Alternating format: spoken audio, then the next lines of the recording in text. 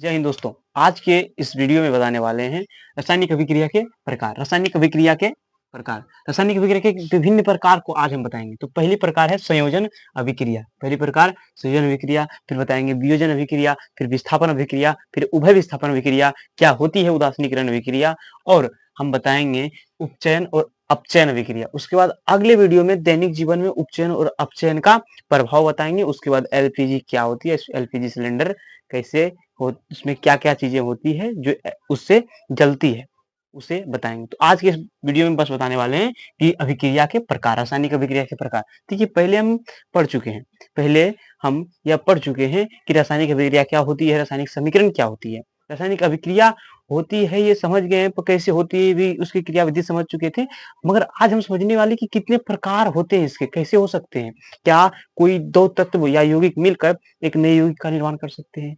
क्या दो एक ही यौगिक अगर अपघटित हो जाती हो किसी अनुकूल परिस्थिति में, तो प्रतिकूल या अनुकूल परिस्थिति में, तो उससे से ही कितने तत्व और यौगिक बन सकते हैं। तो चलिए स्टार्ट करते हैं। देखिए, यह संयोजन अभिक्रिया। संयोजन अभिक्रिया जब दो या अधिक तत्वों या यौगिकों के परस्पर संयोग से एक नए पदार्थों का निर्माण होता है। एक नए पदार्थों का निर्माण होता है। जैसे देखिए, जब दो या दो से अधिक, देखिए दो है, जब दो या दो से अधिक, इससे भी अधिक हो सकते हैं तत्वों या यौगिक। देखिए ये तत्व है, सी एक तत्व है और ओ भी एक तत्व है। तत्वों यौगिकों के परस्पर संयोग से एक नए पदार्थ का निर्माण होता है। देखिए एक नए पदार्थ का निर्माण हुआ, तो उससे हम क्या कहेंगे? संयोजन अभिक्रिया कहेंगे। यानी संयोजन माने जुड़ जाना, संयोजन माने जुट जाना, यानी कि दो है वो एक में हो जाना, इसे हम कहेंगे संयोजन। तो आप एक बार और परिभाषा देख लीजिए कि जब जब दो या अधिक तत्वों या यौगिकों के परस्पर संयोग से एक नए पदार्थ का निर्माण होता है, तो उसे एक नए पदार्थ का निर्माण होता है, यानी कि यौगिक हो, एक नए पदार्थ का निर्माण यानी यौगिक का निर्माण होता है, तो हम उसे कहते हैं संयोजन अभिक्रिया। संयोजन रासायनिक अभिक्रिया या संयोजन अभिक्रिया।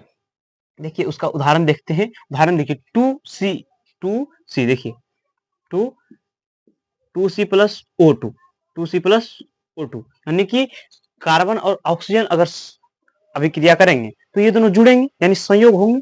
तो ये दोनों जब अभिक्रिया करेंगे तो एक नए तत्व बनेंगे CO2। क्या बनेंगे? CO2। यानी कि इसमें क्या हुआ कि तत्वों का संयोग हुआ, तत्वों का संयोग हुआ। तो कौन से तत्वों का संयोग हुआ? कार्बन और ऑक्सीजन का संयोग हुआ। तो कार्बन और ऑक्सीजन का संयोग हुआ तो क्या होगा? तत्वों का संयोग हुआ, यानी तत्वों का रासायनिक संयोजन अभिक्रिया हुई। उसके बाद देखिए यहाँ पे ये क्या है? SO3 एक यौगिक है, यानी कि यौगिक किसे कहते हैं? यानी कि एक तत्व से ज्यादा हो, एक तत्व से ज्यादा बने पदार्थ को ही हम यौगिक कहते हैं। तो इसमें S भी है और O भी है, यानी S माने सल्फर, O माने ऑक्सीजन। उसके बाद इसमें H2O यानी जल, H2O माने जल, इसमें भी दो है।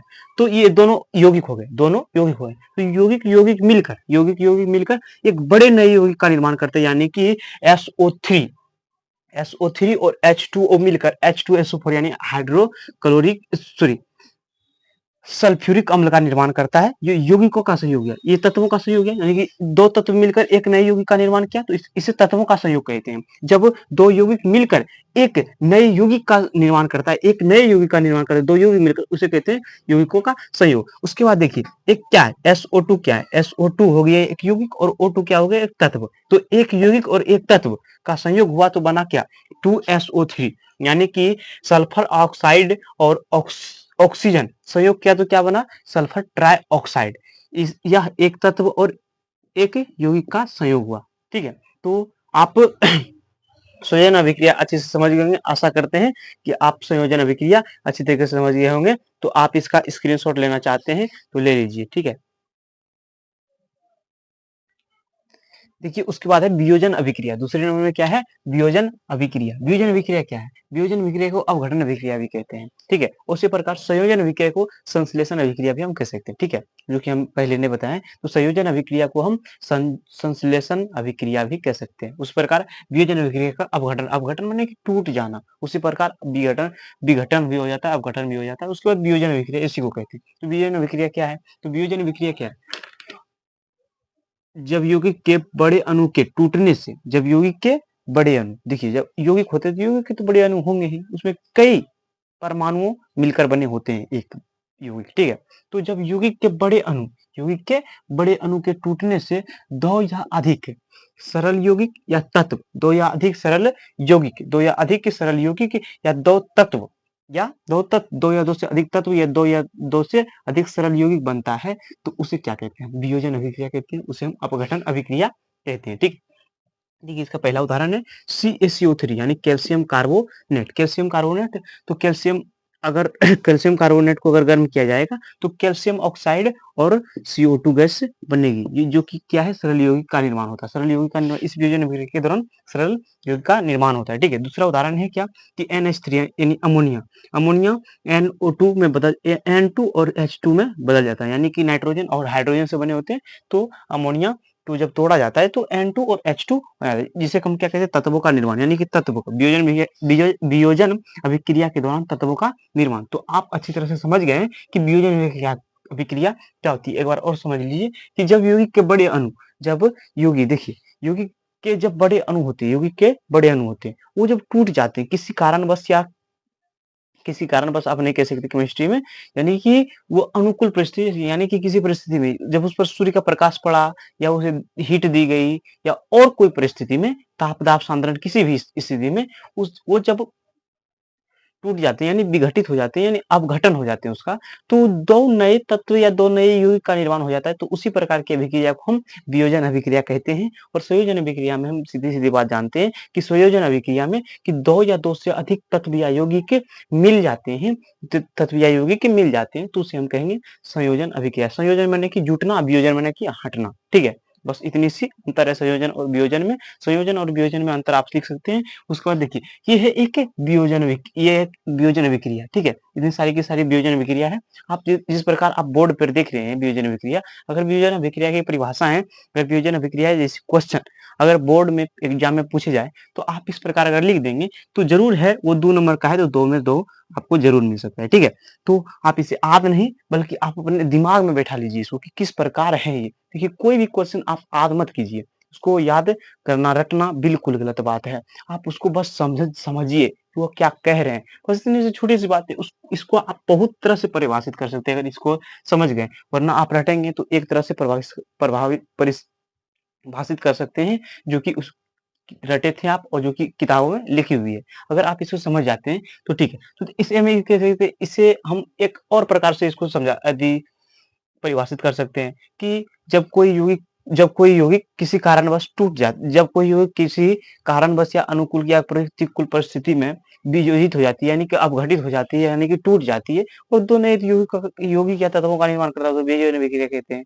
ऐसे भी कर सकते हैं कि या हम इसे ऐसे भी परिभाषित करते हैं जिस रासायनिक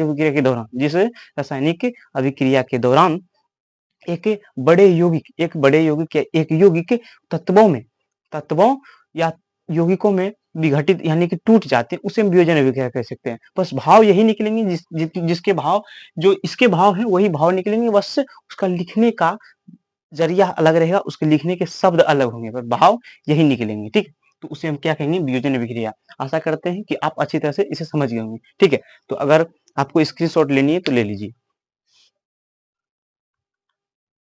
उसके बाद है विस्थापन अभिक्रिया, यानी कि विस्थापन अभिक्रिया इसे हम एकल विस्थापन अभिक्रिया भी कह सकते हैं। देखिए विस्थापन अभिक्रिया माने होता है कि बस आसानी से समझिए कि ए और बी, ठीक है, ए और बी कोई एक साथ चल रहा है, ए और बी कोई एक साथ चल रहा है। उसके बाद एक कोई सी आया, ठीक है, एक कोई सी आया, वो ए को साइड कर दिया और बी के साथ मिल गया और ए साइड हो गया, उसके बाद बी सी साथ हो गए। तो इसी भी प्रकार की घटना को हम क्या कह सकते हैं? विस्थापन अभिक्रिया। इसी भी प्रकार के अभिक्रिया को हम कहेंगे विस्थापन अभिक्रिया। बस आप समझ लीजिए कि जिस प्रकार हमारे समाज में एक लड़की और लड़के का प्यार होता है, उसके बाद किसी लड़की किसी लड़के से प्यार हो जाता है तो वो अलग हो जाते हैं, उसे अलग कर देते हैं, तो इसी प्रकार की अभिक्रिया को हम कहेंगे विस्थापन अभिक्रिया। जब देखिए समझ लीजिए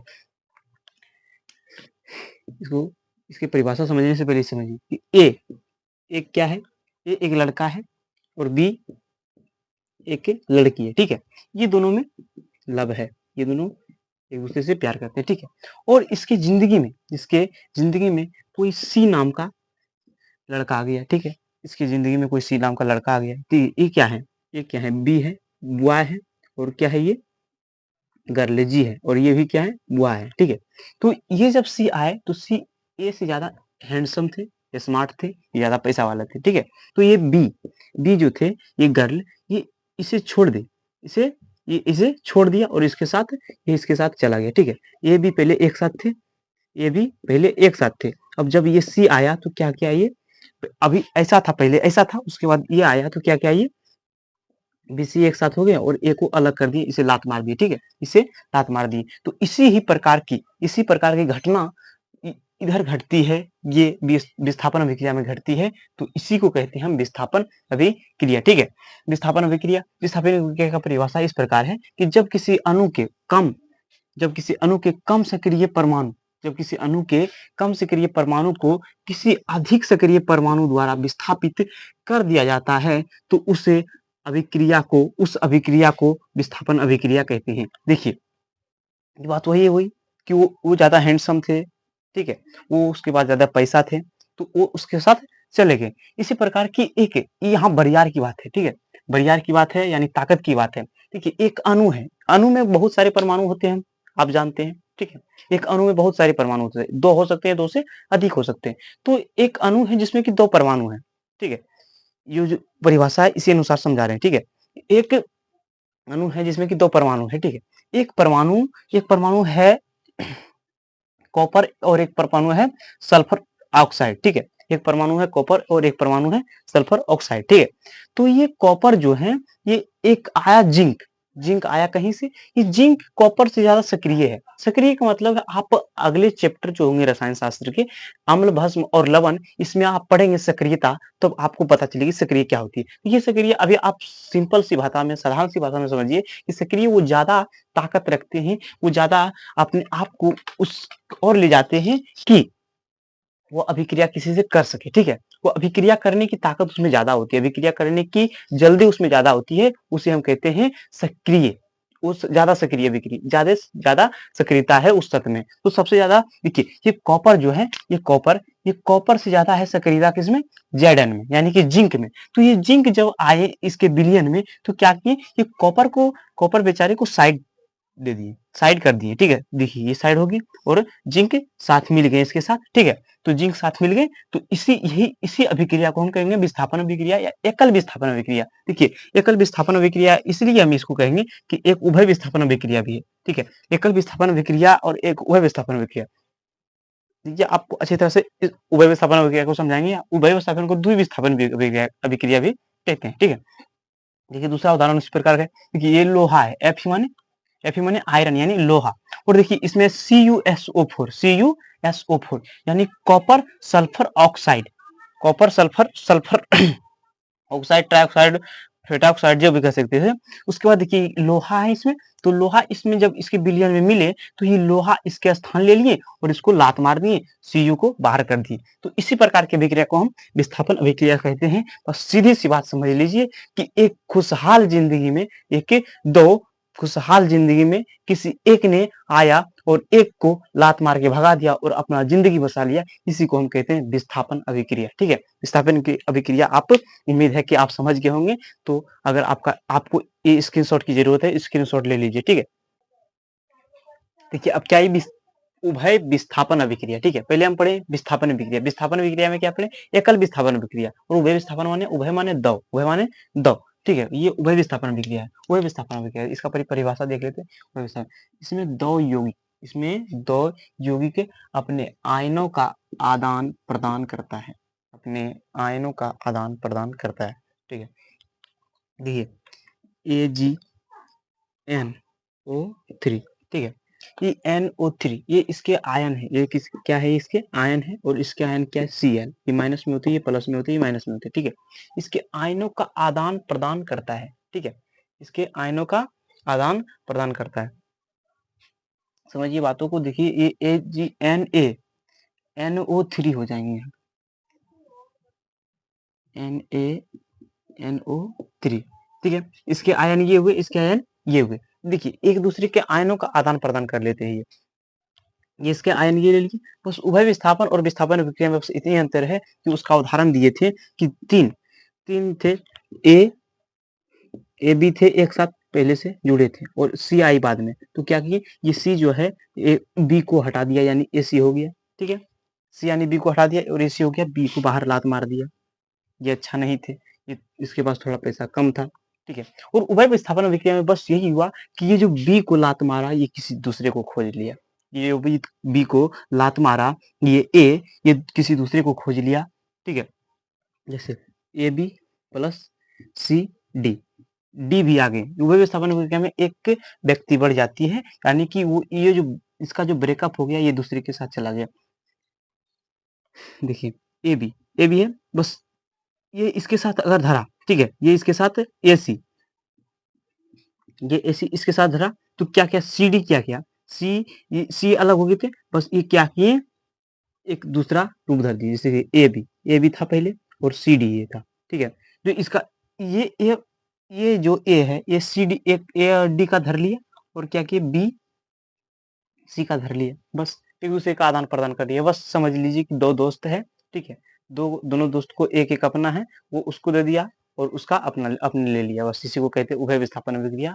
और विस्थापन अभिक्रिया यही होती है कि कोई दो जोड़ी है, उसमें कोई एक नया गया, वो एक को लात मार के बाहर कर दिया, इसी को कहेंगे विस्थापन अभिक्रिया, ठीक है। तो उभय विस्थापन अभिक्रिया बस सीधी सी बात है कि जिसमें दो यौगिक अपने आयनों का आदान प्रदान करता है उसे हम उभय विस्थापन अभिक्रिया या द्वि विस्थापन अभिक्रिया कहते हैं। उदाहरण के तौर पर हम देख सकते हैं AgNO3 प्लस NaCl, अभिक्रिया के बाद AgCl प्लस NaNO3, दूसरा उदाहरण है FeS प्लस H2SO4, यानी कि ये है सल्फ्यूरिक अम्ल, ठीक है, FeSO4 और H2S, यानी कि ए इसके साथ चला गया और इसके साथ चला गया, ठीक है। बात क्लियर होगी कि उभय विस्थापन अभिक्रिया किसे कहते हैं। इसका स्क्रीनशॉट लेनी है तो ले लीजिए। देखिए अभी तक हम क्या जाने कि संयोजन अभिक्रिया और वियोजन अभिक्रिया, ठीक है, विस्थापन अभिक्रिया, उभय विस्थापन अभिक्रिया। अब हम जानेंगे कि उदासीनीकरण अभिक्रिया किसे कहते हैं। देखिए उदासीनीकरण अभिक्रिया ये अम्ल और भस्म में होती है, अम्ल और भस्म में होती है। देखिए समझिए अच्छी बात, अच्छी तरह से देखिए, इसका परिभाषा है कि इसमें इसमें इस अभिक्रिया में अम्ल और भस्म परस्पर अभिक्रिया करके एक